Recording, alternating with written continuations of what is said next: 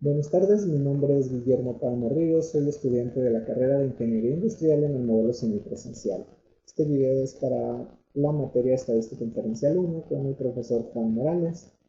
Y pues bueno, comenzamos. Vamos a, vamos a tocar tres temas diferentes. Vamos a ver el capítulo 3, que es Estadística para describir, explorar y comparar datos. El capítulo 4, que es Probabilidad. Y vamos a dar nuestro primer avance de proyecto, que es sobre la estadística aplicada al campo laboral. Pues bueno, comenzamos. En estadística para escribir, explorar y comparar datos, vamos a hablar primeramente de medidas de tendencia y sus definiciones básicas. Perdón. Una medida de tendencia central es un valor que se encuentra en el centro o a la mitad de un conjunto de datos. La media aritmética o media de un conjunto de datos es la medida de tendencia central que se calcula al sumar los datos y dividir el total entre su número de datos. Por su parte, la mediana de un conjunto de datos es la medida de tendencia central que implica el valor intermedio cuando los datos originales se presentan en orden de magnitud creciente o decreciente. Otras dos definiciones son la moda y la mitad del rango. La moda de un conjunto de datos es el valor que se presenta con mayor frecuencia, el que no se repite. La mitad del rango es la medida de tendencia central que constituye el valor que se encuentra a la mitad entre la puntuación más alta y la más baja. En el conjunto original de datos se calcula sumando el valor máximo con el valor mínimo y luego se divide la suma entre dos. Es como la media aritmética, pero en este caso en relación con el rango. Aquí tenemos nuestro primer ejemplo. Dice, vamos a ir abriendo el archivo. Dice aquí, una empresa, no que se carga el archivo. Una empresa que manufactura productos médicos requiere realizar un estudio de los resultados del diámetro en la producción de sondas Foley. A continuación se muestra el estudio. 500 muestras de diámetro se tomaron 25 muestras cada día durante 20 días del mes. Vamos en este ejemplo a obtener la media y la mediana de la muestra recolectada. Nuestra muestra es de 500 muestras, como lo vamos a hacer. Al lado izquierdo está el 500, los días y las 25 muestras que se tomaron por día. 25 por 20 da 500. Bueno, para hacer esto lo vamos a hacer desde estadísticas básicas y le vamos a dar en mostrar estadística descriptiva. Nuestra variable es el diámetro, que es lo que estamos estudiando. Y en estadística le decimos que queremos ver la media y la mediana. Vamos a deshabilitar las demás opciones, las podemos habilitar para verlas, pero ahorita nos pide la media y la mediana, entonces por menos datos que nos consuman va a estar muchísimo mejor. Ok, aceptar. No queremos gráficos porque los gráficos los vamos a mostrar ahorita bajo el otro método, pero también se pueden elegir desde aquí. Ok, dice que nuestra media es de 0.8613 y nuestra mediana es de 0.80603.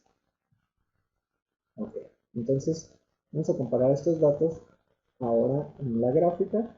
Nos vamos a ir nuevamente a estadísticas básicas y le vamos a decir que nos muestre un resumen gráfico. Nuestra variable nuevamente es el diámetro. Queremos un nivel de confianza del 95%, que es el que generalmente se usa. Vamos a aceptar y aquí está nuestra campana de Gauss con todos los datos acumulados por valor que se repiten. Aquí fácilmente, bueno, visualmente pudiéramos decir, ¿cuál es la moda? Pues es el más alto porque aquí se acumulan todos los datos que se repiten con este mismo valor. Y si podemos ver, dice que hay 49 valores que son que dependen desde 80.525 hasta 80.575. Entonces, vamos a ver si de este lado nos muestra la moda. No la tenemos. Bueno, pero aquí seguro está nuestro valor de moda. No nos lo pide, en este caso vamos a ver la media y la mediana. Entonces, ahí no nos preguntó nada, se eligieron todas las opciones gráficas, pero más sin embargo deben de ser los valores idénticos. Y dice que tomando en cuenta todos los valores, los 500 datos del diámetro de la sonda, la media es 0.8613, que es la misma media que elegimos nosotros acá en base a un análisis estadístico de datos. Y la mediana, según la gráfica, la mediana es de 0.80603. Es exactamente el mismo dato. Y esto sería todo para el ejemplo. Y cerramos el archivo. Y ponemos que no lo deseamos guardar.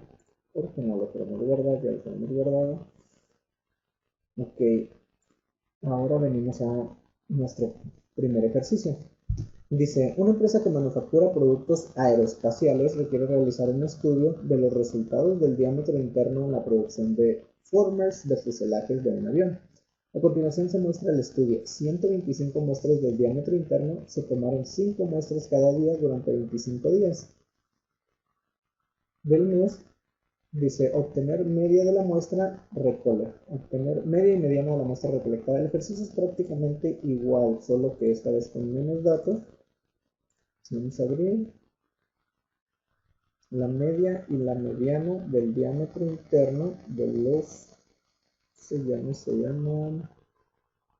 de los formers del fuselaje del avión. Y bueno, aquí tenemos son 125 datos, todos del diámetro interno.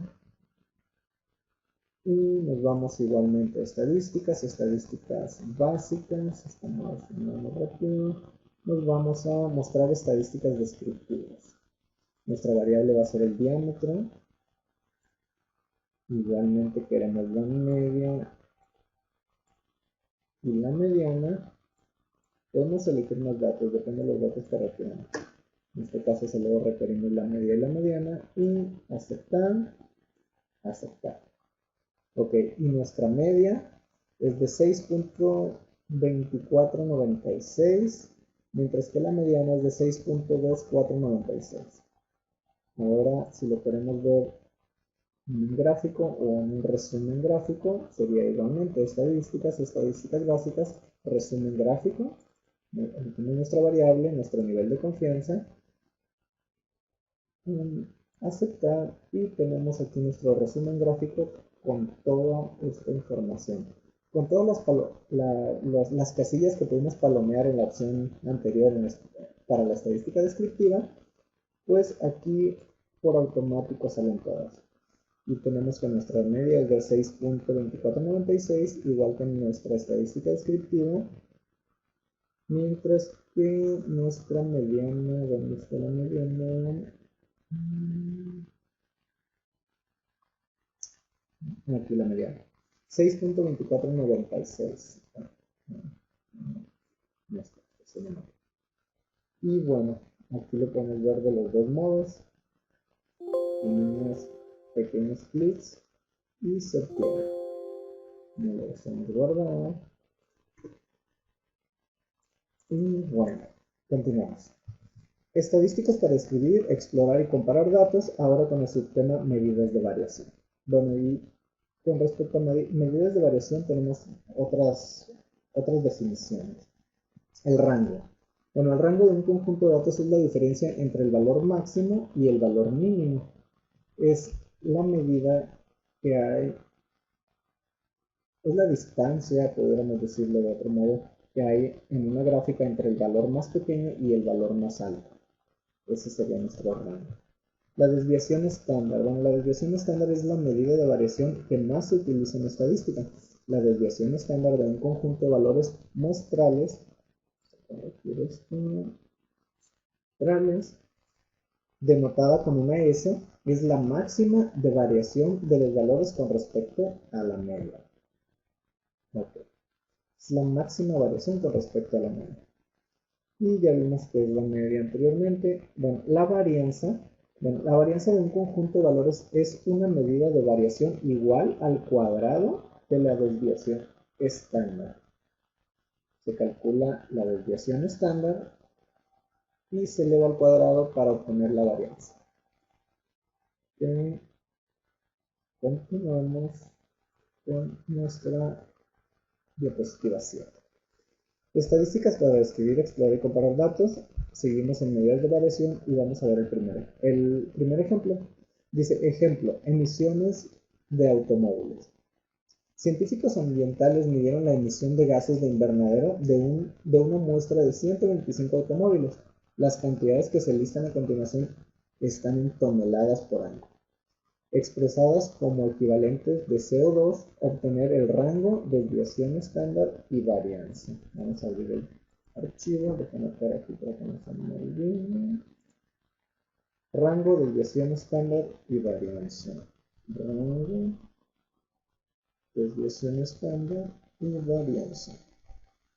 Ok. La forma fácil es por medio de la gráfica y la forma digamos más de lectura, menos visual, estaría en mostrar datos estadísticos. Nos vamos a estadística, estadística básica y mostrar estadísticos descriptivos. Nuestra variable es toneladas de CO2 al año. ¿Y qué datos estadísticos queremos? Bueno, ya vimos la mediana, vamos a 1, pero queremos el rango. Para comprobarlo el rango vamos a mostrar el mínimo y el máximo. Después no lo necesitamos y necesitamos el rango, lo tenemos marcado, la desviación estándar y la varianza. Y le vamos a poner aceptar y aceptar. Ok, tenemos que nuestra desviación estándar es de 1.312. Tenemos que nuestra varianza es de 1.721. Nuestro valor mínimo, el más pequeño de todos, es 5.961, y el máximo es de 12.892. Bueno, entonces la diferencia entre uno y otro es el rango, que sería 6.931. Nuestra varianza es de 1.721 y para eso podemos volver a sacar un resultado y vamos a cálculos, estadísticas, mostrar estadísticas descriptivas y vamos a hacer lo mismo, pero vamos a agregar otros valores. ¿Qué valores vamos a agregar? La media, para ver qué tanto varían, para no equivocarnos, para no confundirnos.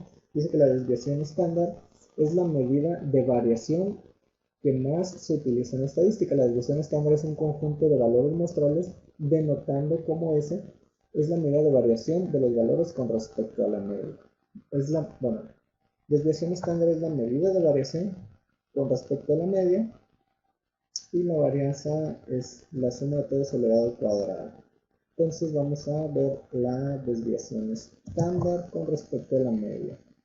Desviación estándar con respecto a la media, solo agregamos la media para tener un campo más visual.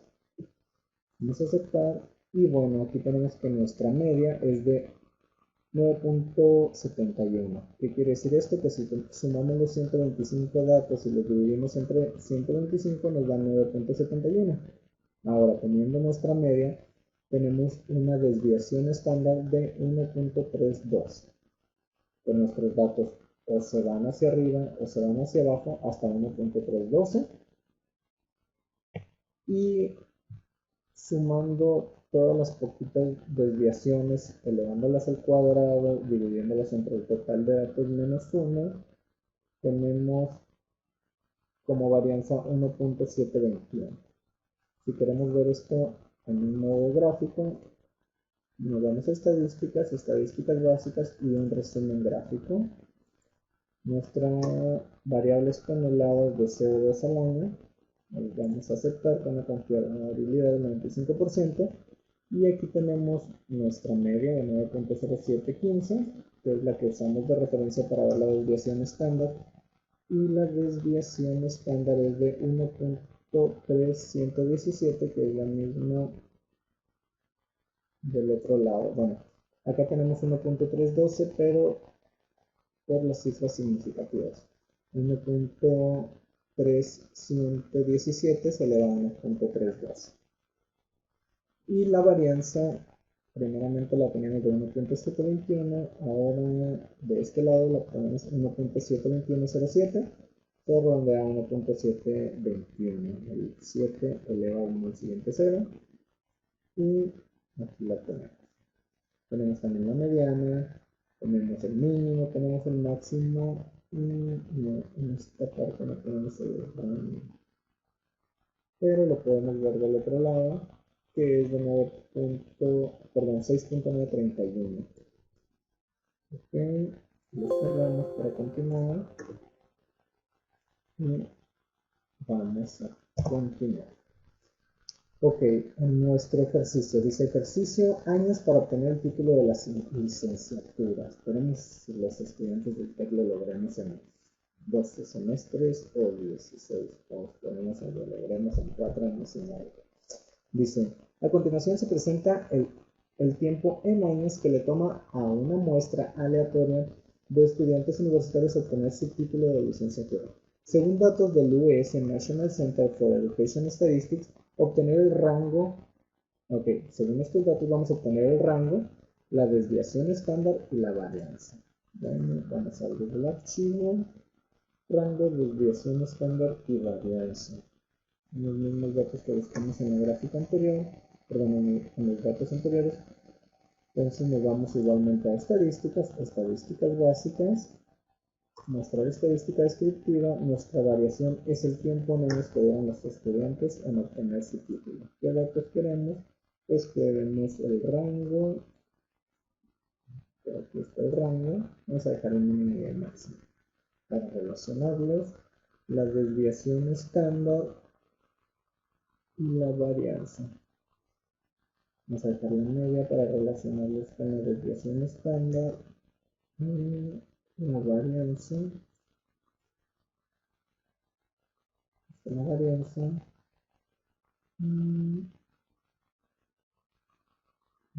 Okay, vamos a ver la moda. Hace rato la mencioné, pero no la mostramos.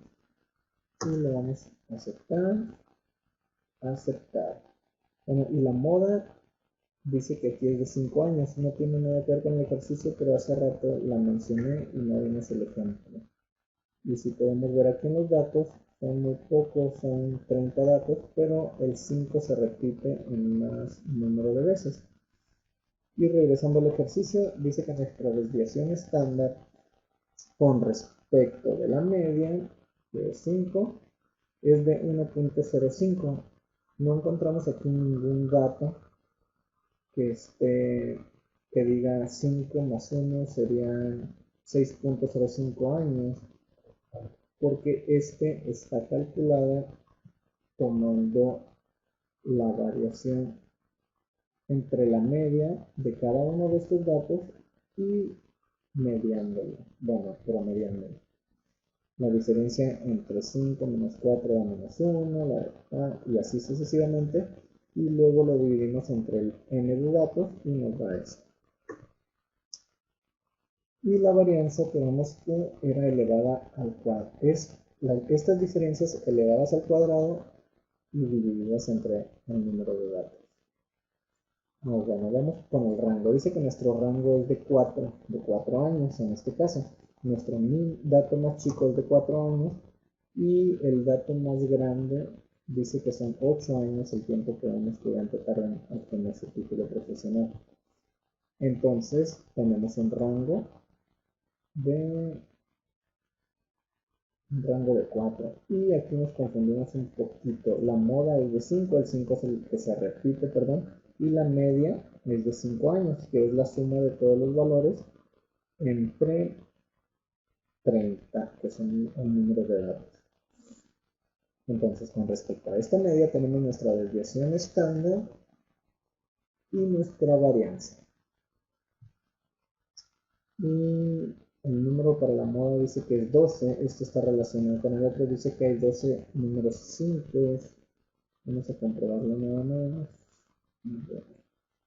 Posicionamos el primer dato. 1, 2, 3, 4, 5, 6, 7, 8, 9, 10, 11 y 12 veces que se repite el número de 5. Por eso es la moda en el registro, lo que les comentaba anteriormente. No tiene nada que ver con este ejercicio, pero es algo que no se utiliza mucho, pero a veces sirve. Y cerramos el archivo, no lo guardamos. Aquí viene, bueno, aquí vamos a cambiar de tema. Seguimos dentro de estadística para escribir, explorar y comparar datos, pero ahora con el sistema de medidas de posición relativa y gráficas de caja. Vamos a ver las definiciones básicas que se van a requerir en este sistema. Dice definiciones. Puntuación Z o valor estandarizado es el número de desviaciones estándar, es el número de desviaciones estándar que un valor X se encuentra por arriba o por debajo de la mediana. Bueno, dice, los percentiles son medidas de ubicación que se denotan con P1, P2, P99, los cuales dividen un conjunto de datos en 100 grupos con aproximadamente 1% de los valores en cada grupo. Por el caso de los cuartiles son medidas de ubicación que se denotan por cuartil 1, cuartil 2 y cuartil 3 y dividen un conjunto de datos ordenados en 4 partes iguales con aproximadamente el 25% de los valores en cada grupo. Y es aproximado porque en algunos casos, si queremos dividirlo entre 4 y no tenemos 100 datos, pues se ajusta. No pudiéramos tener punto 2 datos aquí y punto 2 datos allá. Bueno, perdón. El 25% de los datos en cada uno porque alguno quedaría incompleto y a eso se refiere esa última aclaración. Ok, continuamos con las definiciones. ¿Qué sería el primer cuartil? Bueno, el primer cuartil, como dijimos anteriormente, separa el 25% inferior de los valores ordenados del otro 75% superior. Para ser más precisos, al menos el 25% de los valores ordenados son menores que o igual a cuartil 1 y al menos el 75% de los valores son mayores que o iguales al cuartil 1. El cuartil 2 o segundo cuartil es igual a la mediana. Separa el 50% inferior de los valores ordenados del 50% superior, mientras que el cuartil 3 sería, bueno, primero leemos la definición. Dice, el tercer cuartil separa el 75% inferior de los valores ordenados del 25% superior. El extremo contrario al primer cuartil. Dice, para ser más precisos, al menos el 75% de los datos ordenados son menores que o iguales al cuartil 3. Y al menos el 25% de los valores son mayores que o igual a este cuartil 3. Okay. Una definición más. Dice el resumen de los 5 números. Para que un conjunto de datos, el resumen de los 5 números, dice, para un conjunto de datos, el resumen de los 5 números es una definición. Consiste en el valor mínimo, vamos a anotarlo aquí para no confundirnos, el resumen de los 5 datos. El valor mínimo, el primer cuartil, que es Q1, la mediana, que le depende la media, el segundo cuartil, el tercer cuartil, que es el Q3, y el valor máximo. Son 5 datos. Esto es un resumen de los 5 números. Y luego dice, una gráfica de caja o diagrama de caja o bigotes es una gráfica de un conjunto de datos consistente en una línea que se extiende desde el valor mínimo hasta el valor máximo y una caja con líneas trazadas, primer cuartil Q1, la mediana, y el tercer cuartil Q3. Bueno, vamos a continuar y tenemos nuestro primer ejemplo. Dice: ejemplo, pesos de Coca-Cola regular y Pepsi regular en libras. Utilice la misma escala para construir gráfica de caja para los pesos en libras de Coca-Cola regular y Pepsi regular de los siguientes conjuntos de datos. Utilice la gráfica de caja para comparar los dos números de datos, o para obtener, como dijimos anteriormente, el resumen de los 5 números. Aquí no lo menciona, pero vamos, dice para comparar los dos conjuntos. Pero vamos a obtener estos 5 datos. Los tenemos anotados para que no se nos olviden. Y bueno, nos vamos aquí a estadísticas, perdón, nos vamos a gráfica y buscamos gráfica de caja. Esta es una gráfica simple, múltiple, porque tenemos dos diferentes variables. Le damos a aceptar y dice que cuáles son nuestras variables de gráfica. Bueno, aquí podemos agregar las que queramos. Solo tenemos dos: el peso de la Coca-Cola regular y el peso de la Pepsi regular. Aquí ya tenemos más opciones. Como etiqueta le vamos a poner peso Coca-Cola versus Pepsi. Peso Coca-Cola versus Pepsi. Aceptar y vamos a hacer una gráfica de caja. Entonces vamos a datos para mostrar, caja de reunión por parte de sumos de datos, contexto,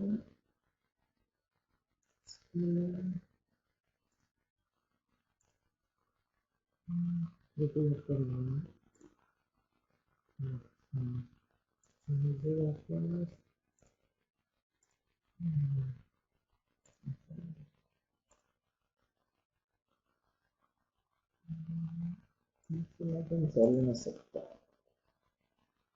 A ver qué pasa. Y aquí está nuestra gráfica de caja. La gráfica de caja tiene muy pocos datos, pero dice que nuestra variable en este caso es el de la Coca-Cola. Dice que nuestro cuarto, esto es un automático, ya están los 5 datos aquí. Muy bien, opción para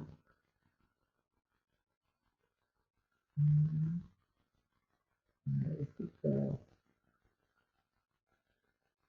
Vamos a agregar etiquetas de datos para ubicarnos. Esta etiqueta de valores en bien. Okay. Para referenciarnos un poquito a la gráfica. Bueno, esta es nuestra gráfica de caja. Esta línea es, digámoslo, nuestro rango entre nuestro valor más alto y más pequeño. No se termina, es donde están todo el aglomerado de datos. Y aquí abajo en estos asteriscos son los datos que se salen de.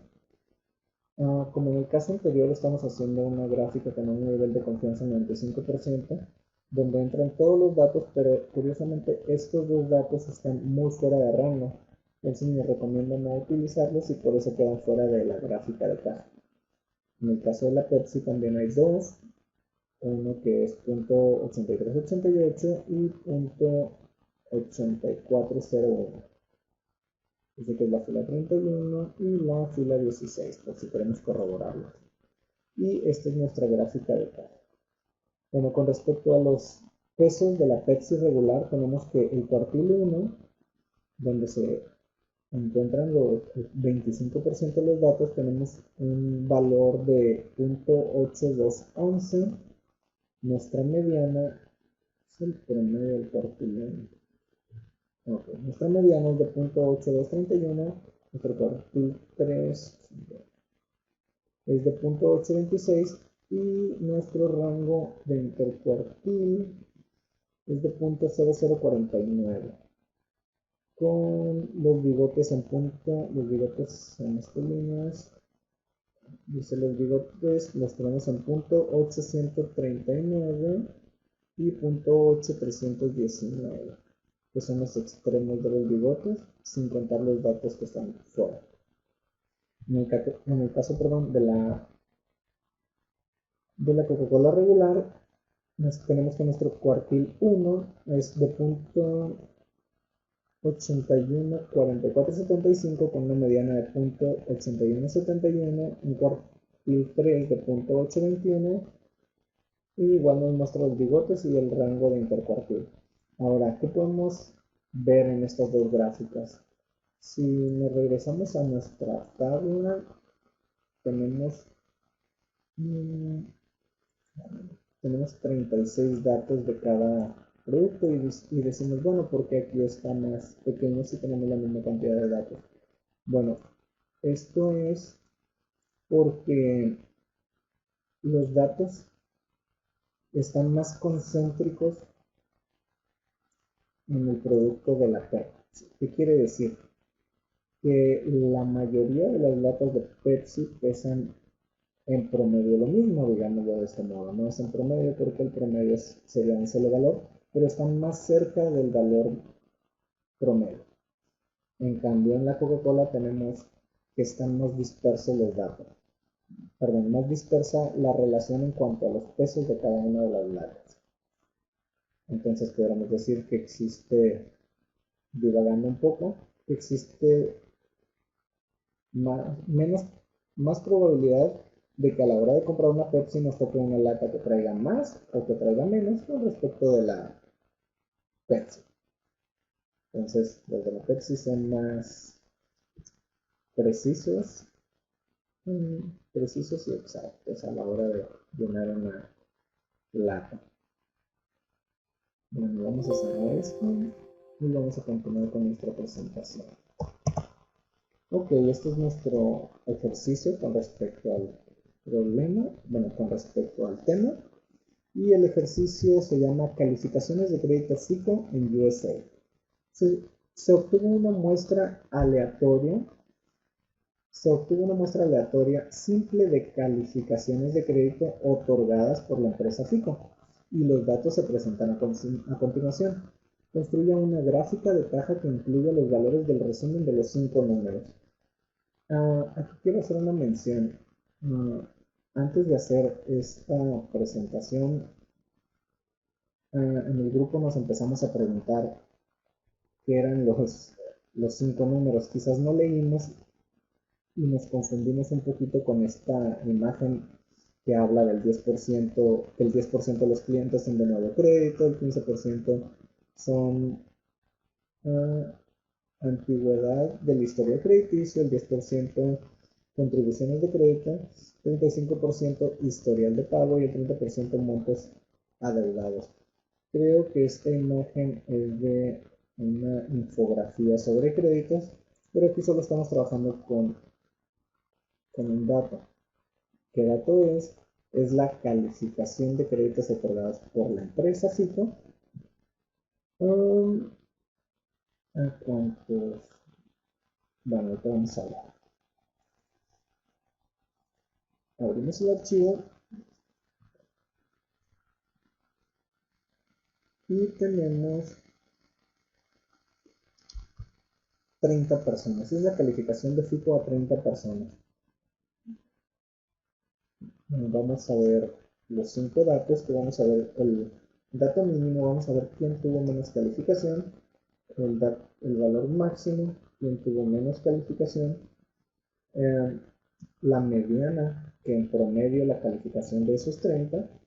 Vamos a ver a qué equivale el cuartil 1, que es el promedio de que acumula solo el 25% del total de los datos, los más pequeños, y el cuartil 3, que nos daría la media del 25% de los datos últimos, después de ignorando los primeros 75, como si solo tuviésemos esos datos. Entonces nos vamos a gráfica, nos vamos igualmente a una gráfica de caja. Le decimos que queremos una gráfica simple porque ya solo tenemos una línea de datos. Vamos a aceptar. Dice que nuestra variable es la calificación que le dio cita. En etiquetas le podemos poner el mismo título, calificación, cita. Y pues todas ponen aceptar, mostrar valores. Caja de rango de perfil, símbolos individuales, símbolos de hasta medio necesitamos los 5 datos, me los da por default la caja de valores. Y es solo para correlacionar una caja de una gráfica de caja con otra. Lo podemos haber hecho en el ejercicio anterior. Entonces le vamos a dar aquí en aceptar. Tenemos a que cargue y tenemos nuestra gráfica de caja con respecto a las calificaciones FICO de las 30 personas. Y si vemos aquí en esta gráfica no tenemos puntos fuera. ¿Por qué? Porque todos están dentro de un rango y no hay ningún valor disperso o fuera de lugar. Entonces tenemos que nuestra mediana es de 759.796, que sería sumar todos los datos. Esto me gustaría validarlo en Excel, porque como es fácil, podemos comprobarlo. Tenemos 30 datos, los vamos a copiar, nos vamos a ir a Excel, aquí tenemos acá de datos, y nos vamos a ir a una pestaña en blanco. Ok, aquí vamos a pegar los 30 datos, y seleccionados nos dice que tenemos un promedio de 796, 30 datos, pero no es lo mismo que la mediana. ¿Por qué? Porque la mediana es el valor que está en el medio, y el valor que está en el medio, o el promedio de esa mediana es de 751.798. Nuestro cuartil 1 es de 690.169. Esto es para diferenciar la media de la mediana, porque muchas veces nos confundimos media, mediana, moda, y hay que aprender a separar. Bueno, aquí está nuestro cuartil 1, que es de 690.162, nuestra mediana, que es de 751.798, y nuestro cuartil 3, que es de 852.321. Y nuestros bigotes que nos dan los extremos. Aquí tenemos el rango. Ok, del rango intercuartil.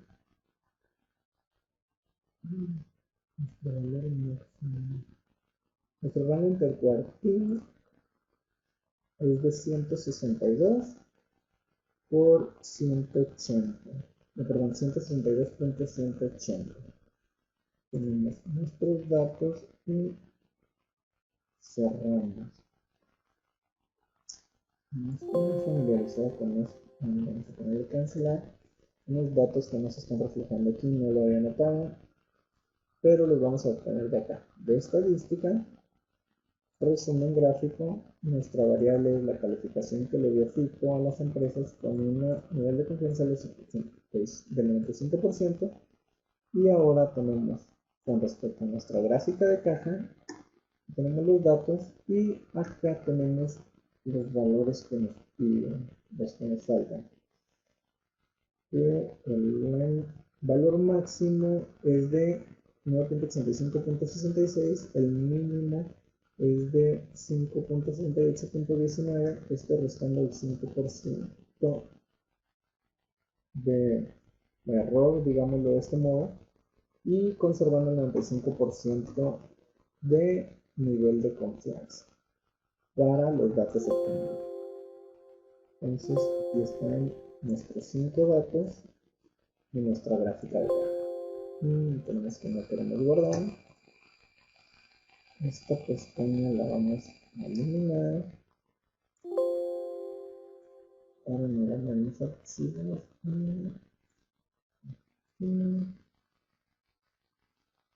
Regresamos a nuestra presentación. Muy bien. Entramos a lo que es el capítulo 4, probabilidad. sigo siendo yo, sigue siendo para la misma materia, sigue siendo para el profesor Morales, la materia de estadística inferencial 1. Esta vez es el capítulo 4, que es probabilidad. Y bueno, conceptos básicos de probabilidad y sus definiciones. ¿Qué es un evento? Bueno, un evento es cualquier conjunto de resultados o consecuencias de un procedimiento. Un evento simple es un resultado o un evento que ya no puede desglosarse en componentes más simples. Si tenemos una moneda, si lanzamos una moneda al aire, existen dos probabilidades, o que nos caiga sol o que nos caiga sello. Entonces, si cae sello es un evento y si cae sol es sol. Dice, un evento simple es un resultado o un evento que ya no puede desglosarse en componentes más simples.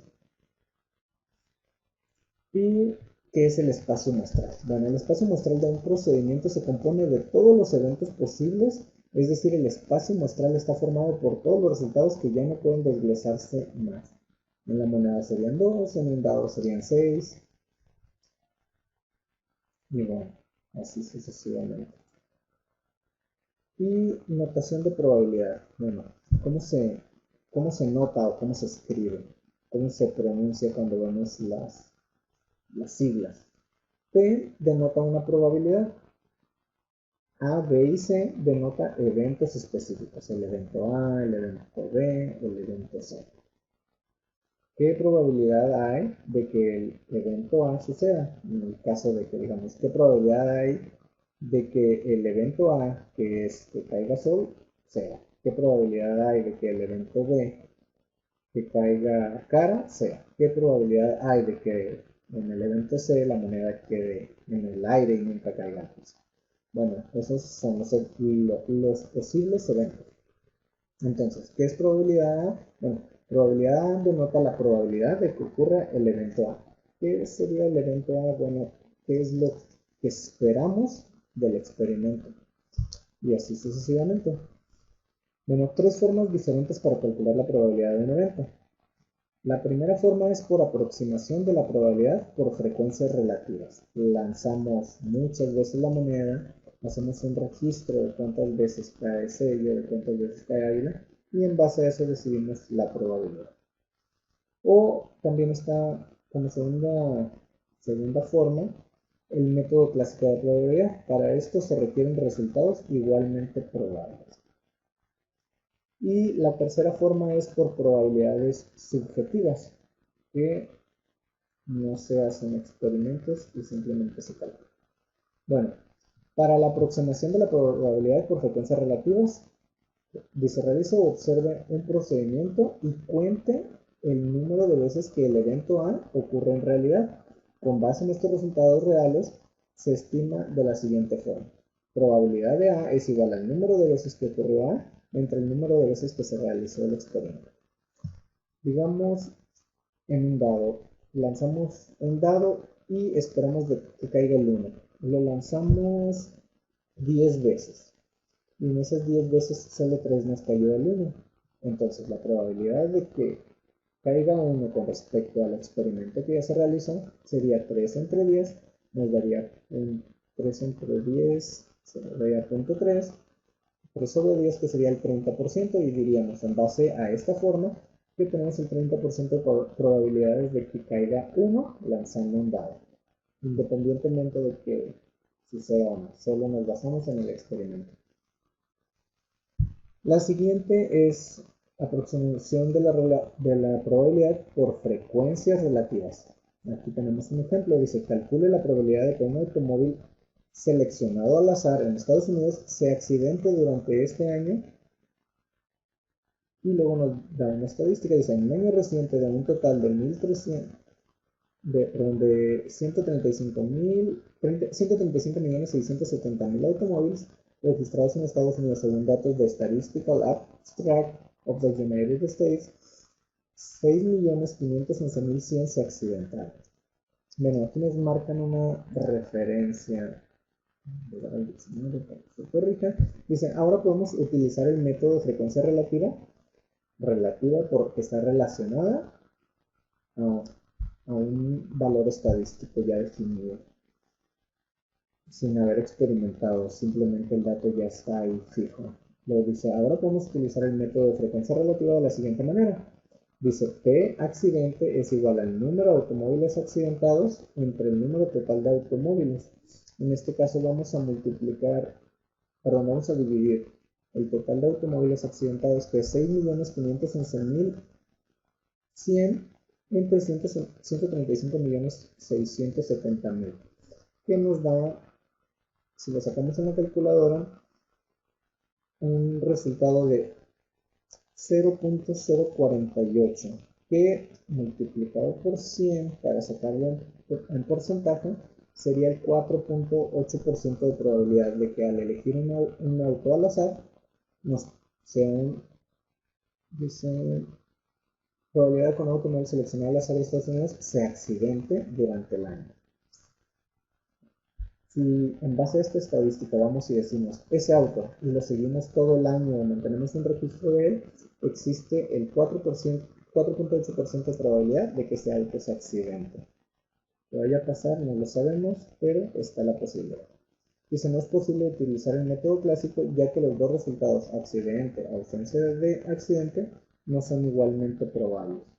Ahora, caso contrario sería restarle a 135 millones, los 6 millones, el resultado que tengamos, lo dividimos otra vez nuevamente entre 135 millones y decimos, pues tenemos el 95.2% de probabilidades de que ese auto no se accidente.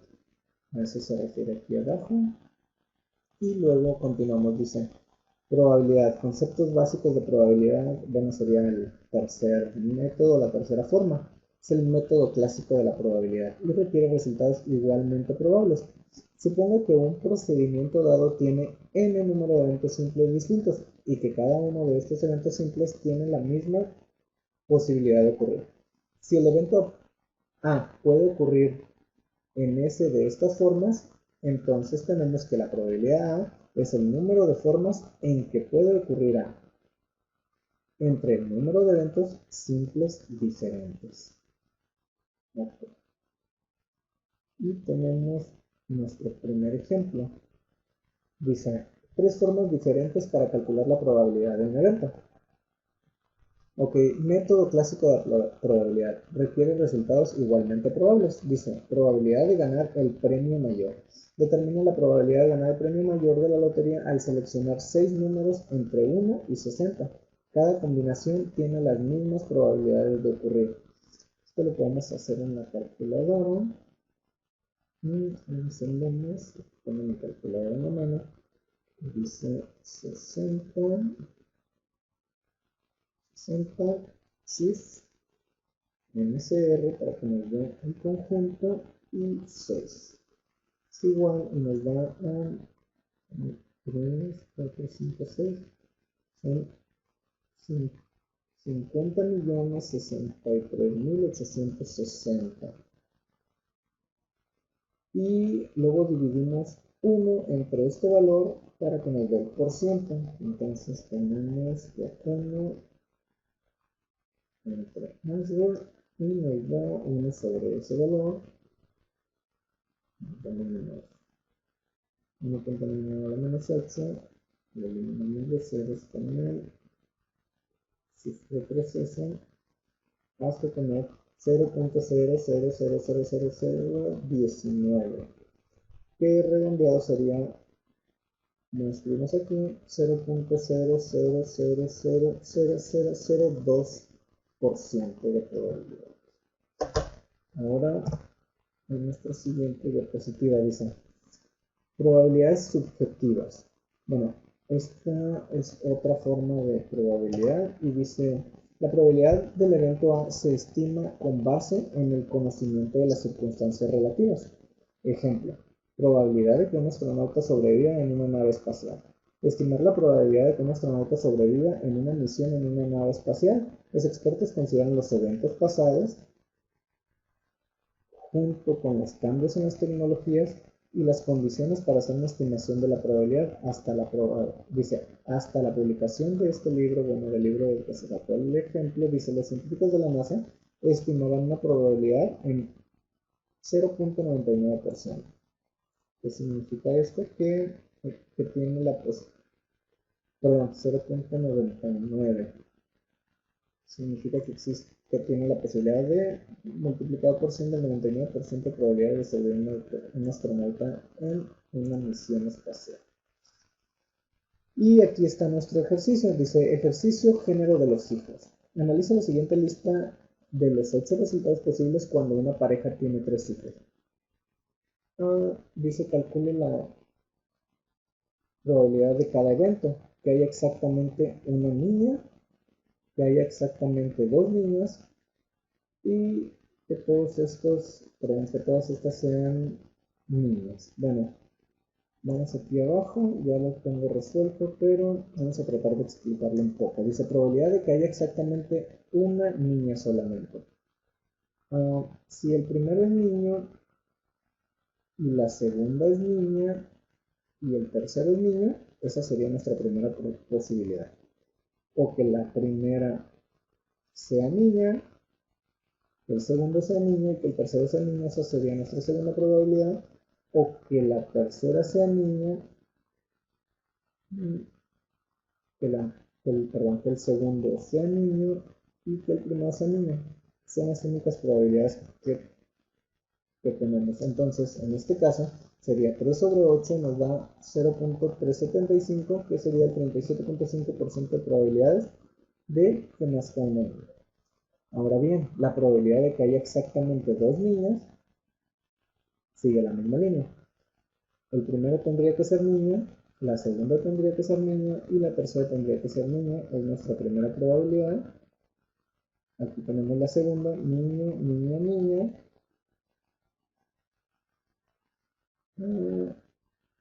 Bueno, más bien, acá arriba tenemos la primera, perdón.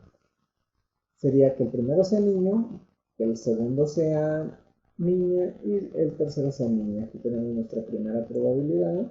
Aquí está. Ahora, nuestra segunda probabilidad es que el segundo sea niña, perdón, el primero sea niña, el segundo sea niña y el tercero sea niño, o que el primero sea niña, el segundo sea niño y el tercero sea niño. Estas son las 3 posibles combinaciones. Entonces el resultado es lo mismo. 3 entre 8 es igual a 0.375, que sería un 37% de probabilidades de que una familia que tiene 3 hijos tenga 2 niños.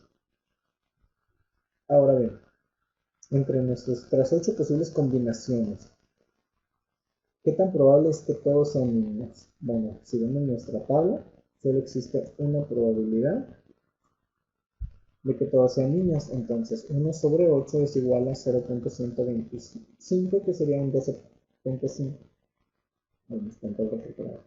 Una probabilidad de 12.5% de que las 3 sean niñas, a pesar de que hay más niñas. Dice, notación de la regla de la suma en probabilidad.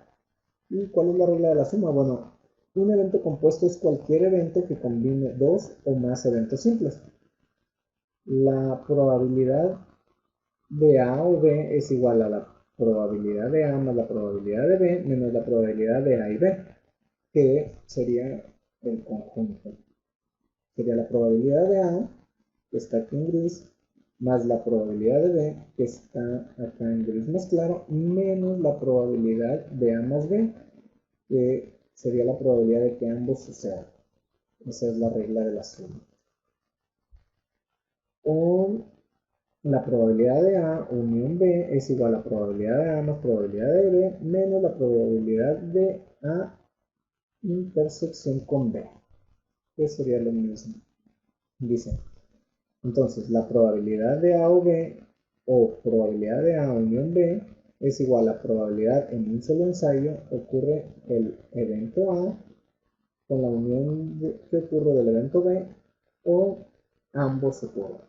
La probabilidad de A denota la probabilidad de que A ocurra y la probabilidad de B denota la probabilidad de que B ocurra. Entonces, la probabilidad de A y B o la probabilidad de A intersección B denota la probabilidad de que tanto A como B ocurran en el mismo ensayo. Ok, continuamos con la regla intuitiva de la suma. Dice, para obtener la probabilidad de A o B, calcule la suma del número de formas en que puede ocurrir el evento A y el número de formas en que puede ocurrir el evento B, sumando de tal manera que cada resultado se encuentre solo una vez. La probabilidad de A o B es igual a esa suma, dividida entre el número total de resultados en el espacio mostrado. La regla de la suma se simplifica cuando los eventos son disjuntos. Bueno, cuando son separados, cuando todas las probabilidades de que se suceda A no tienen alguna intersección entre la probabilidad de que suceda B. La regla de la suma se simplifica, dice en la ley. Los eventos A y B son disjuntos o mutuamente excluyentes. No se intersectan. Dice cuando ambos no pueden ocurrir al mismo tiempo, es decir, los eventos disjuntos no se traslapan, entonces la probabilidad de A o B es igual a la probabilidad de A más la probabilidad de B. Y continuamos con las definiciones para la regla de la suma. Dice, un complemento de un evento A denotado con A negada consiste en todos los resultados en los cuales el evento A no ocurre. Y los eventos complementarios, dice, algunas veces necesitamos calcular la probabilidad de que un evento A no ocurra. Sería la A negada. Y bueno, dice, la regla de la suma para eventos complementarios disjuntos. La probabilidad de A o probabilidad de A negada es igual a la probabilidad de A más la probabilidad de A negada, que sería igual a 1 o el universo de datos. La totalidad de nuestro universo mostrado. Y tenemos aquí nuestro primer ejemplo, dice, ejemplo de prueba de polígrafo. Suponiendo que se elige al azar a una de las 98 personas que fueron sometidas a la prueba, calcule la probabilidad de elegir un sujeto con un resultado de prueba negativo o que no mintió. Y bueno, aquí tenemos nuestra tabla, dice, ¿el sujeto realmente mintió? Es la pregunta, y dice, no mintió, 15 personas no mintieron, mientras que 42 personas sí mintieron. Luego dice, la prueba del bolígrafo indicó que el sujeto mintió. En el 32 casos el resultado fue falso positivo y en 9 casos fue verdadero positivo. Dice, la prueba del polígrafo indicó que el sujeto no mintió. Ese es un verdadero negativo y un falso negativo. Entonces vamos con el ejemplo y dice, suponiendo que se elige al azar a una de las 98 personas que fueron sometidas a la prueba, calcule la probabilidad de elegir un sujeto con un resultado de prueba negativo o que no mintió. Bueno, la fórmula sería la siguiente, la solución para esta probabilidad es el negativo o no mintió, o, que es lo mismo, la probabilidad de que el negativo unión no mintió. Y ahora sí tenemos la fórmula, dice, ok, la probabilidad de que es la probabilidad del negativo más la probabilidad de no mintió, menos la probabilidad del negativo con la unión de no mintió entre el total muestral de muestras. Y lo tenemos así. La probabilidad negativa es 32, aquí lo tenemos, probabilidad negativa, y luego dice,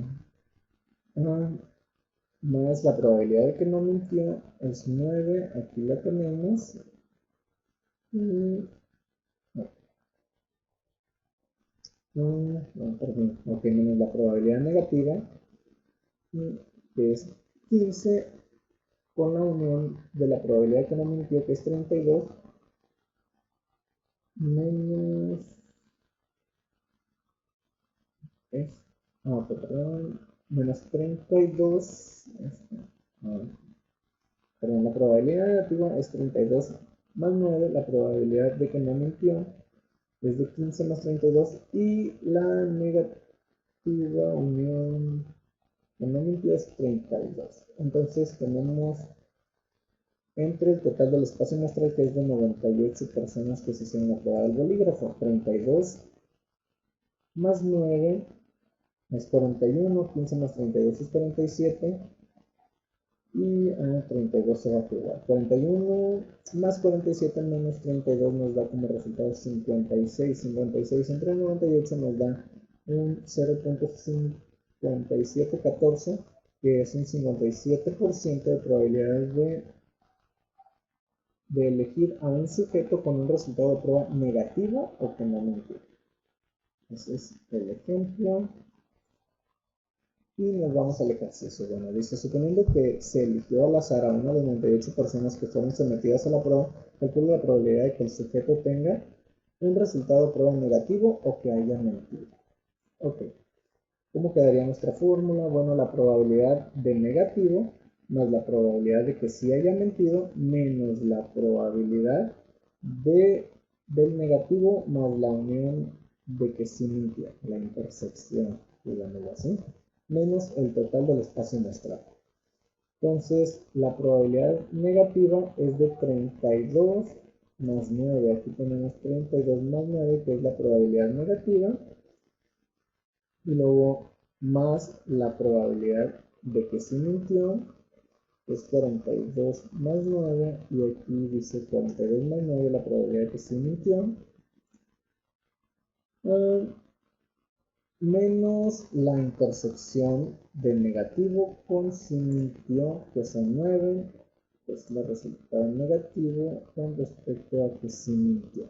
Tenemos sí mintió y tenemos 32 más 9 da 41, 42 más 9 da 51 y el 9 se baja a 41, que es la probabilidad negativa, más 51, que es la probabilidad de que sí mintió, menos 9, que es la intersección entre el negativo y el sí mintió, nos da como resultado 83. 83 dividido entre 97 nos da 0.8469, que es un 85% de probabilidades de que el sujeto tenga un resultado de prueba negativo o que haya mentido.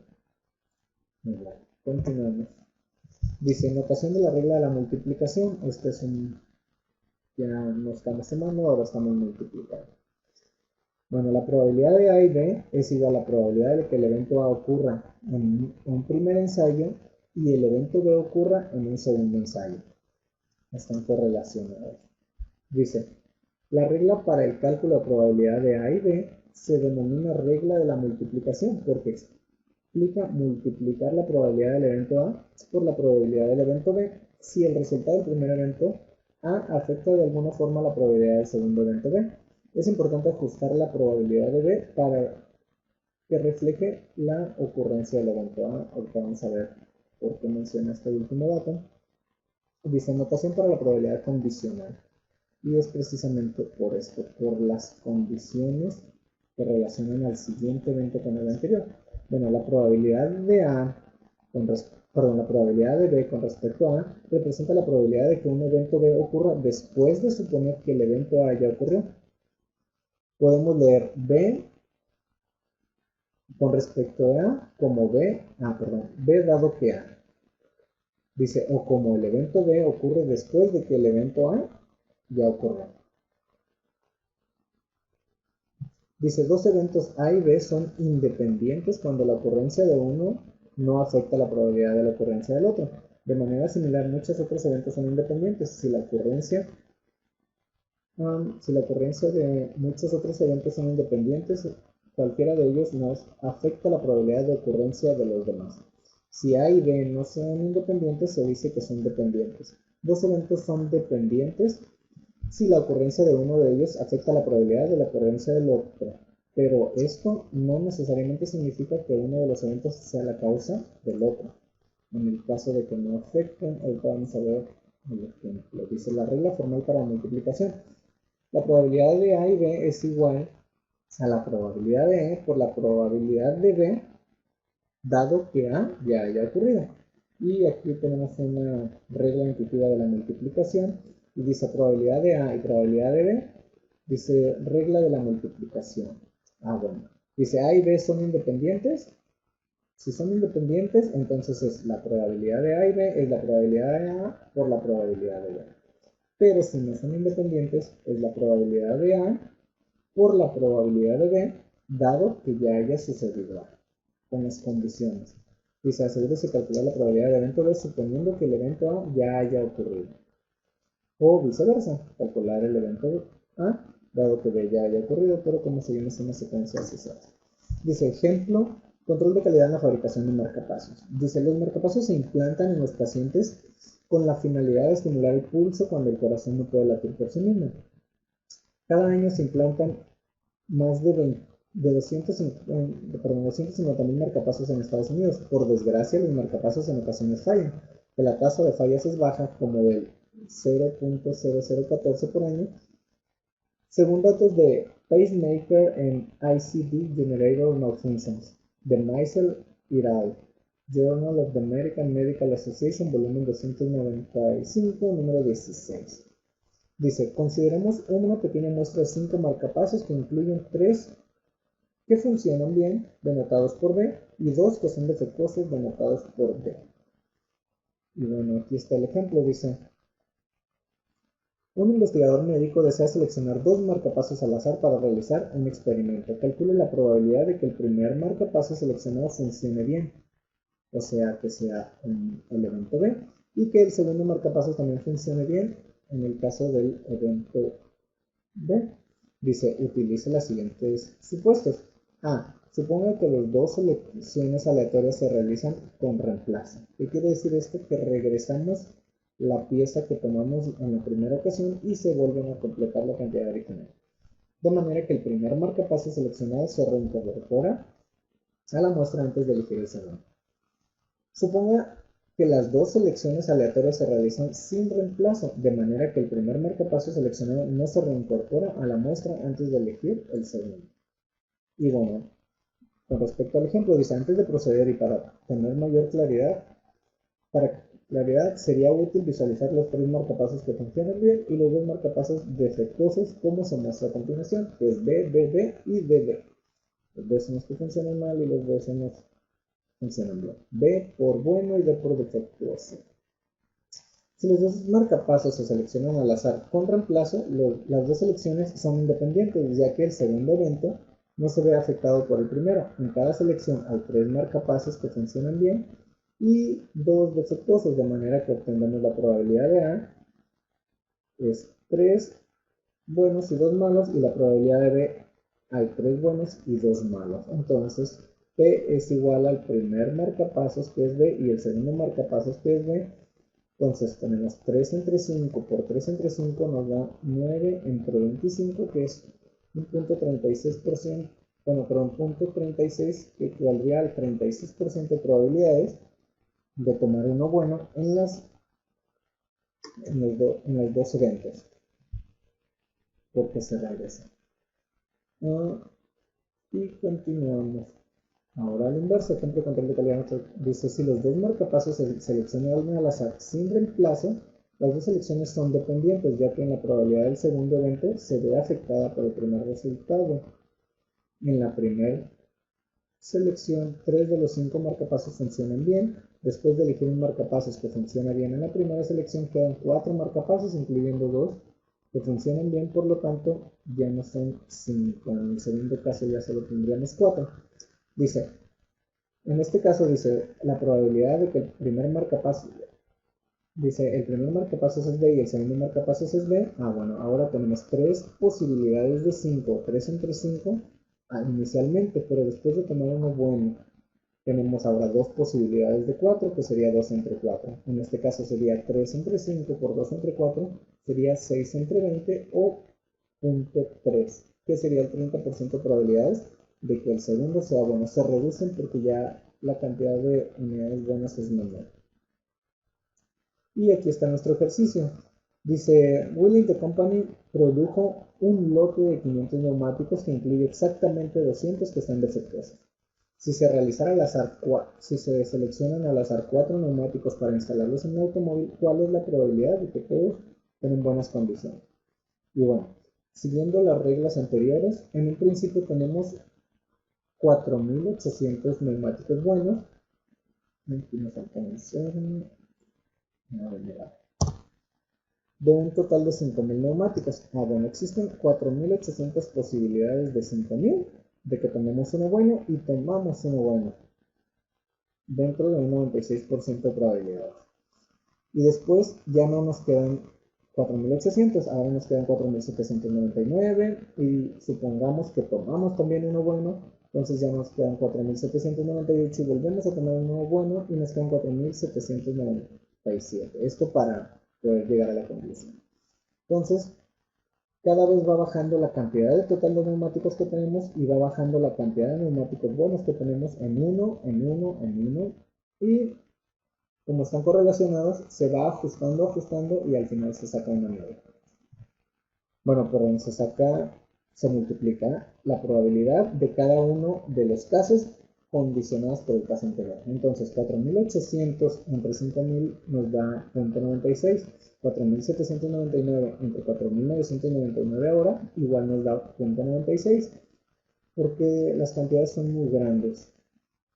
Entonces, 47.98 nos sigue dando 0.96 y 4.797 nos da, perdón, entre 4.997 nos da igual 0.96. Entonces, 0.96 por elevado al cuadrado o por 0.96 por 0.96 por 0.96 nos da 0.85, que equivaldría a un 85% de probabilidad de que esos 4 neumáticos sean buenos.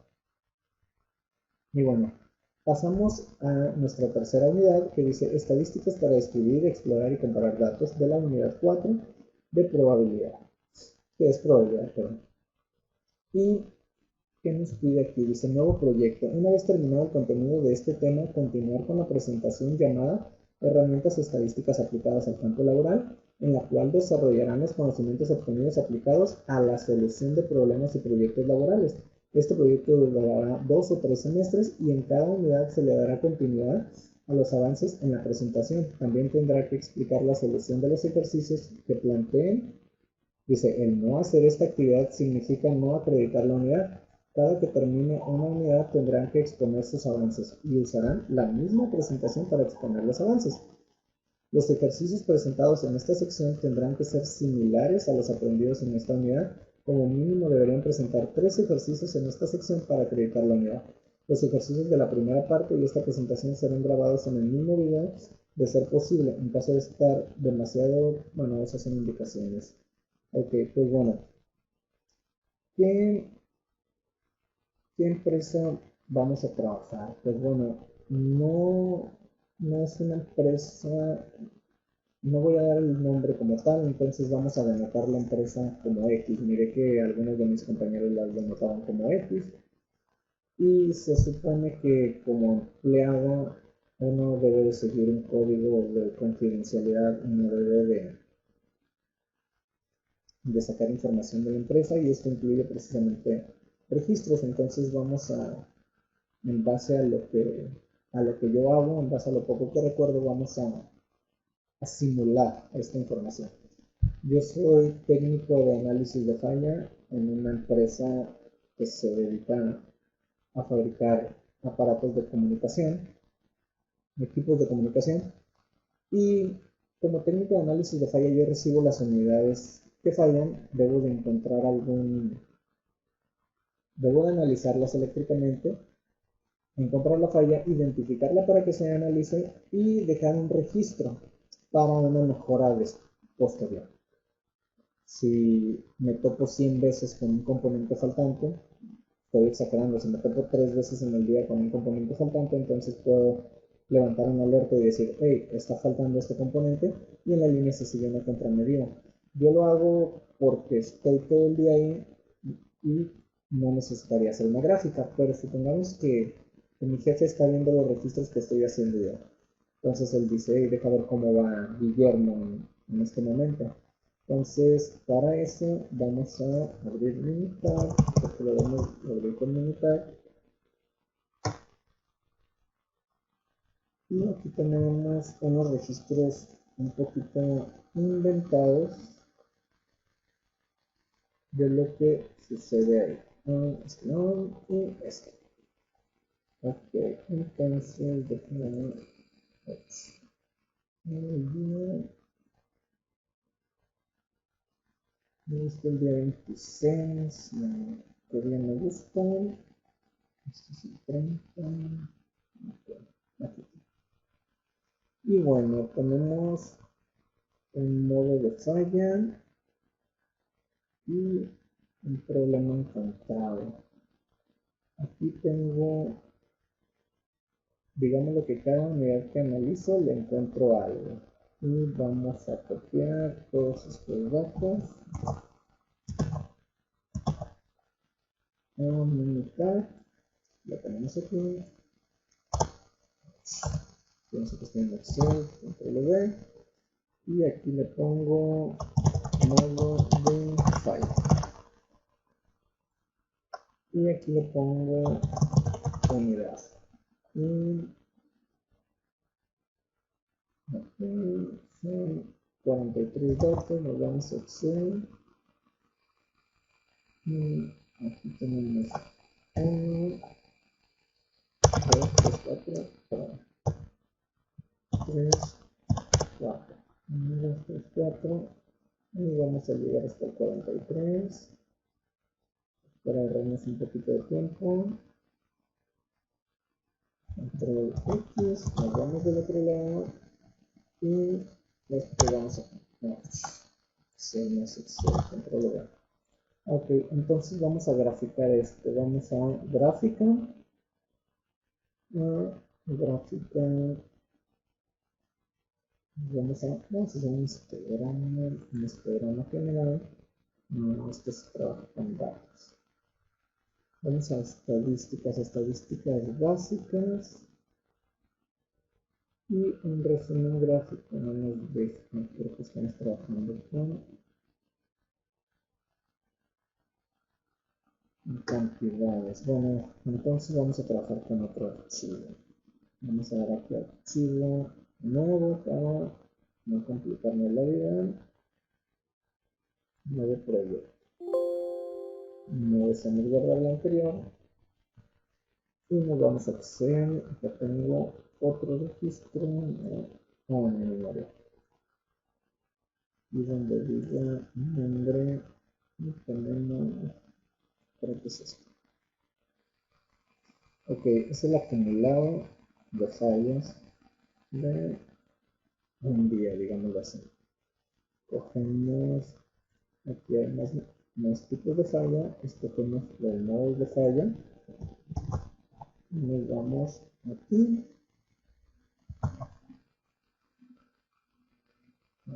Vamos a escoger estos que son los modos de falla y estos sí son diferentes. Control y control V. Estos son los modos de falla. Y aquí le ponemos cantidad. Estamos hablando de un día, de un acumulado de cierta cantidad de tiempo. Entonces nos vamos aquí, vamos a hacer los datos más chiquitos. Nos vamos aquí al acumulado. Parece que nos faltan fórmulas. Ok, este es nuestro acumulado de fallas, de todas las distintas fallas con respecto a cada falla. Y bueno, tenemos aquí la suma, control C, para copiar los datos, nos vamos aquí, estamos listo. Ok, entonces son las cantidades. Y ahora sí, nos vamos a estadísticas básicas y resumen gráfico. Nuestra variable es la cantidad, le vamos a aceptar. Y ahora dice, esto no se hace así. Nos vamos a estadísticas. No, perdón, aquí está el gráfico. Y nos vamos a un histograma. Histograma simple, lo que es la primera unidad con respecto a cantidad. Y le damos a aceptar. Y dice que nuestra frecuencia de 0 está en 42. No, es que no. Creo que no estoy familiarizado mucho con estas opciones. No lo intento. nuevo proyecto. Ponemos así. Ponemos que archivo nuevo proyecto. Ponemos que no para que nos den archivo en blanco. Y tenía 3 archivos para validar. Ok. Tenemos aquí tres frecuencias. Este es un archivo de distorsión medio, lo que me acuerdo, y lo que se considera malo y lo que se considera bueno. La media, vamos a copiarle, vamos a copiar desde el principio las tres. Bien, sería, vamos a ocultar esta, no la necesitamos, debemos ocultar, y tenemos el ideal, y los añadimos en una frecuencia y en otra. Entonces vamos a trabajar con las frecuencias más cercanas. Ok, nuestro ideal y nuestras dos frecuencias con las que trabajo. Las dos frecuencias que leímos para validación. Control C. Las pegamos aquí. En otro lugar. Y este es nuestro medio. Nuestro valor ideal, este es nuestra lectura en una frecuencia de 200 Hz, HZ, y tenemos nuestra lectura, perdón, aquí es a 198 Hz.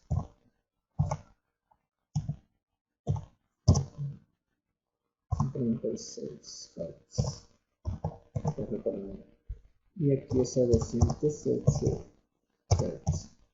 Y listo, ahora sí vamos a hacer una gráfica, y vamos a ver una gráfica de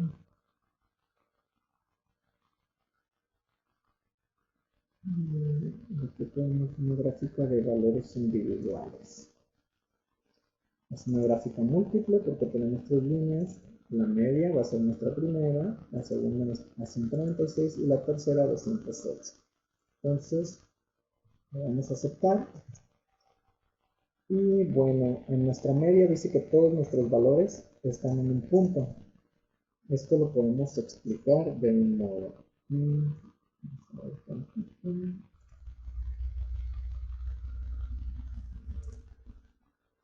Aquí seguimos grabando. Bueno, vamos a comenzar desde el principio. Vamos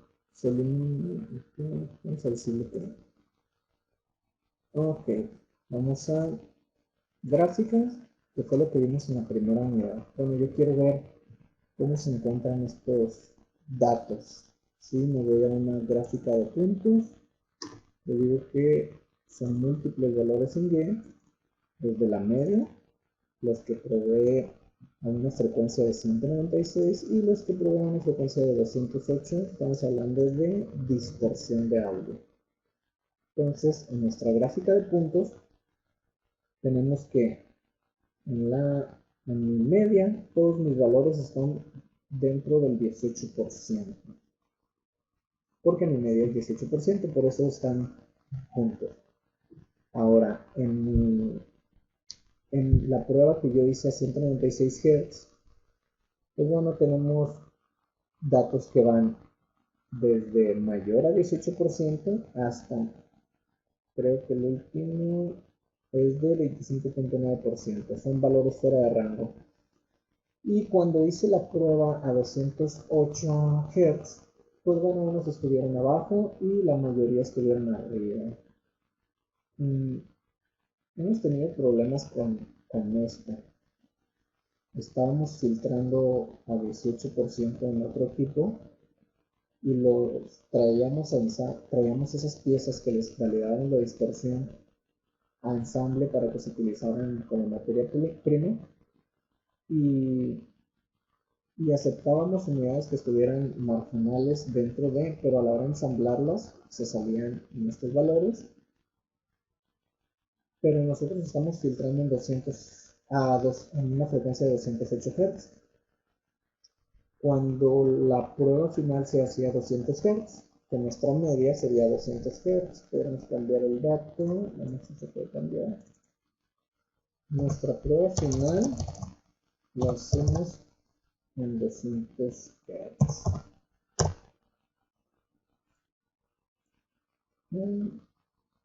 Esto se actualiza.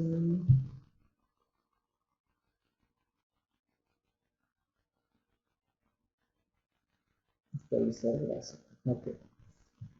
A 200 Hz nosotros teníamos lecturas de 18%. Esperaríamos lecturas menores a 18%. Y dijimos, bueno, vamos a filtrar la materia prima como un cañón.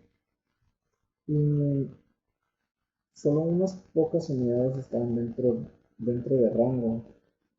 Pero en esa frecuencia todas estaban por encima de. Y unas pocas eran buenas y dijimos, vamos a sacrificar un poco nuestro nivel de producción para salvar lo más posible de este material. Y solo unas pocas que estaban dentro del rango fueron las que pasaron. Entonces tuvimos que cambiar la frecuencia del filtro de materia prima y lo cambiamos a 196 Hz para que todas estas unidades que estaban quedando fallando quedaran fuera y realmente segregar lo que el siguiente equipo estaba filtrando para no adelantar la producción. Vamos a minimizar esto. Ahora con estos mismos datos, la primera unidad fue de gráficas. Ahora vamos a ver gráfica de valores individuales. Es una gráfica múltiple. Vamos a ver las tres frecuencias. Y bueno, en esta gráfica de valores individuales podemos ver que todos los valores, bueno, que el ideal, todas nuestras unidades debieran de estar aquí. Pero lo cierto es que a la hora de que las probamos a 196 Hz, todas estaban acá. Y cuando probamos a 208 Hz, unas cuantas se salvaban. Pero si las salvábamos, existía la probabilidad de que a la hora de utilizarlas, pues fallaran y nos bajara el nivel de producción. Entonces se optó por filtrar el material a 196 Hz. Y bueno, no he explicado esto, pero el nivel de distorsión en audio se mide en frecuencias bajas. A bajas frecuencias se nota más el nivel de distorsión. No sé si alguna vez hemos jugado con una bocina y le hemos golpeteado con una batería. Escuchamos ruido, escuchamos distorsión.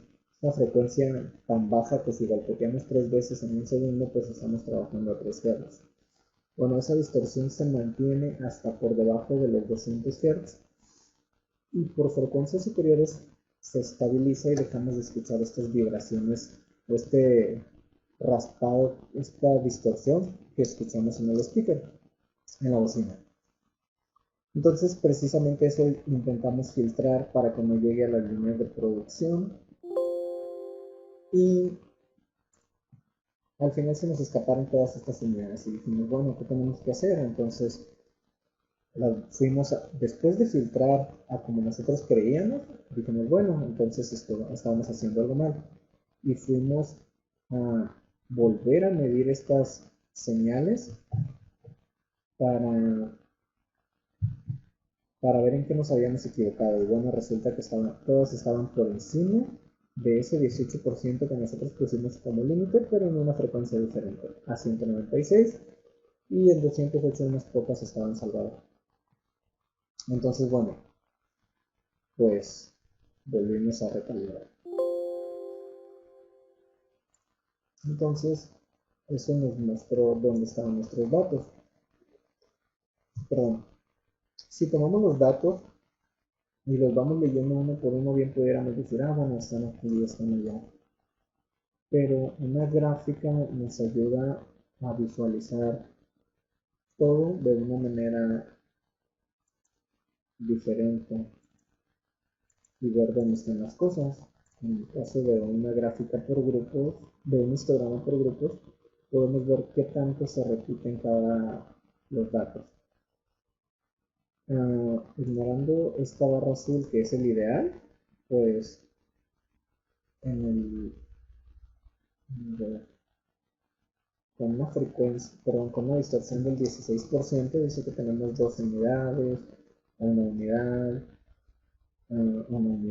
en el rango del 14.5 al 15.5%, y en los rangos más altos que tenemos es de 18.5 al 19.5, ahí tenemos 14 valores. Entonces, tomando en cuenta esta información, podemos decir, oh, pues vamos a bajar los límites y ahorita vamos a ver cómo los bajamos. Cancelar, minimizamos. Y bueno, dijimos, estamos midiendo a 208 y todo se está yendo. Entonces vamos a hacer una estadística ahora con respecto a la nueva unidad. Bueno, un resumen gráfico. Y nuestras variables van a ser estas tres. Vamos a aceptar. Y bueno, aquí tenemos las tres variables. Bueno, hay uno que no importa porque es el ideal, no debiéramos de trabajar con ella. El ideal es de 18%. Pero lo que medimos, aquí dice que tiene una media de 20%. Todas estas unidades pasaban marginales, las dejamos que se fueran porque creíamos que estaban dentro del 18% y resulta que su media es del 20%. Y bueno, si su media es del 20% y nosotros creíamos que estaban en el 18%, entonces aquí tenemos una desviación estándar del 1.918%. Entonces, ¿qué debiéramos de hacer nosotros aquí? Bueno, nuestra desviación estándar nos diría que nos estamos saliendo 1.9% hacia arriba y que algunas que creíamos que estaban dentro de, pues cayeron abajo del 18%. En este caso no aplicaríamos tanto hacia abajo porque probablemente sean unidades que dieron valor más bajo y se subió el 1.9. Pero bueno, en base a este análisis de todo lo que obtuvimos y teniendo una variancia del 3.67%, que sería el cuadrado de la desviación, bueno, entonces optamos nosotros por bajar al 4% la distorsión. Y al bajar al 4% la distorsión, tenemos, a ver si encuentro, aquí está la lectura.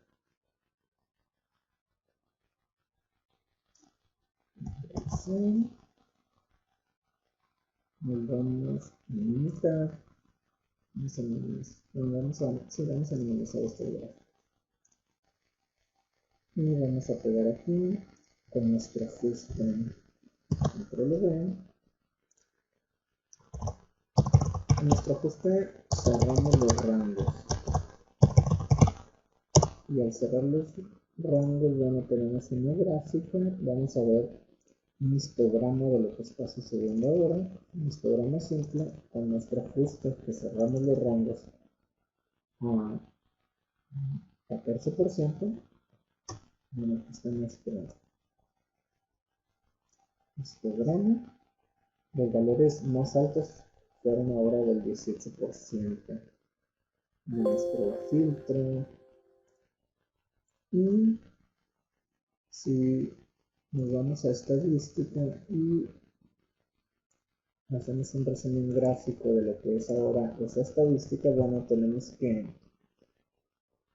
nuestra media es de 15, a pesar de que pusimos los límites en 14, las unidades nuevas filtradas con las que nos tocamos son ahora de un 15%. Eso quiere decir que ya solo estamos recibiendo material bueno. El máximo es de 20%, que es las pocas piezas ahora que se nos salen de rango. Que si vemos aquí, serían, con el 20% solo sería una pieza. Al 19% serían 4, serían 5 piezas. Entonces, 5 piezas de 50 nos estaban saliendo mal. Entonces nos vamos a la calculadora. 5 entre 50 es el punto 1 por 100. El 10% de nuestras piezas analizadas serían malas, pero ahora vamos a verlo de otro modo. Al día se producen 800 y en vez de mandar las 50 que estábamos mandando malas, que equivalían al 50 entre 800, teníamos un 6% de rechazo con respecto a dispersión. Y bueno, gracias al análisis estadístico pudiéramos decir que si ahora tenemos solo 5 piezas, 4 en el 18-19 y 1 en el 20%, sería 5 entre 800, nos da un total de 4. 5 entre 800 nos da un total de 0.625, que equivaldría a 0.0625, que equivaldría, creo que me estoy equivocando, 50 entre 800 por 100 nos da un total de 6%. Y 5 entre 800 por 100 nos da un 0.6%. Ok, no quiere decir que ahora tenemos una producción, una eficiencia del 99.4%. Quiere decir que eliminamos, gracias a la estadística, nuestro máximo ofendedor, el que más nos golpeaba, el que nos dejaba nuestro yield en 94%, pues ahora lo eliminamos. Y sí, hay otras pequeñas fallas que bien nos podemos ir mitigando después, pero nuestro infractor más grande era que estábamos haciendo un filtro mal porque no estábamos contemplando la desviación estándar ni la varianza en nuestras mediciones. ¿Qué tuvimos que hacer para esto? Pues bueno, tuvimos que tomar 50 unidades malas. Aquí están los valores para que los tengan. Los valores a los que estábamos trabajando, que serían estos.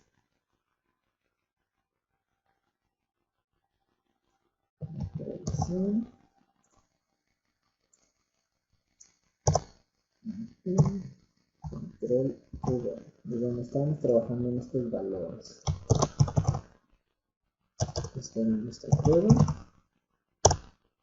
Y luego teníamos una gráfica de barras. Nuestra gráfica de barras con respecto a nuestra prueba, bueno, de esas 50 unidades malas, teníamos todo esto. Teníamos una unidad en 18, 4 unidades en 19 y así sucesivamente. Son las 50 piezas que tenemos como malas. Y luego dijimos, bueno, si tenemos esas 50 piezas malas, ¿cuánto nos dan a nuestra validación de materia prima? Y para eso quitamos esas 50 piezas de materia prima del producto final y nos fuimos a... Vamos a buscar una gráfica otra vez de barras para compararlo. Gráfica de barras. Una gráfica simple y probamos a 208. Y dijimos, bueno, pues todo me queda al revés. Y está bien porque es una reja chula. Entonces, pienso que esto sería bueno, como la tercera unidad, validarlo por una gráfica de caja. Tenemos una segunda unidad, vamos a hacer una gráfica de caja, gráficas, gráfica de caja y una gráfica simple con dos valores. Bueno, nuestra prueba inicial que falló con respecto a nuestra prueba de 208 Hz y queremos ver la relación de ambas. Entonces, aquí tenemos nuestra gráfica de cajas. Y bueno, decimos aquí en nuestra prueba todo está por encima, si nos ponemos aquí por encima del 18%, pero en nuestra prueba de 200 Hz algunas estaban bien. Dijimos, bueno, ¿qué está pasando? Porque se nos están viendo unidades malas. Entonces fue que hicimos nuestro análisis estadístico, como ya lo dije, nuestro resumen gráfico y comparando los la prueba que en error tenemos la siguiente variación. Y bueno, tenemos nuevamente una variación. Así es como tratamos de interpretar. Espero haber entendido un poco lo que relaciona realmente la militar y la estadística con el problema que se presentó en mi trabajo. Lo entendemos de manera en que lo vemos conjunto, en cómo escuchamos que nos lo dicen, pero no, no lo interpretamos, no lo graficamos y no lo visualizamos realmente. Nos imaginamos cómo es, pero no lo contemplamos. Entonces, pienso que la estadística nos ha mostrado una manera de visualizar realmente los problemas. Esto sería todo. Gracias. Espero haberme explicado de la manera más correcta.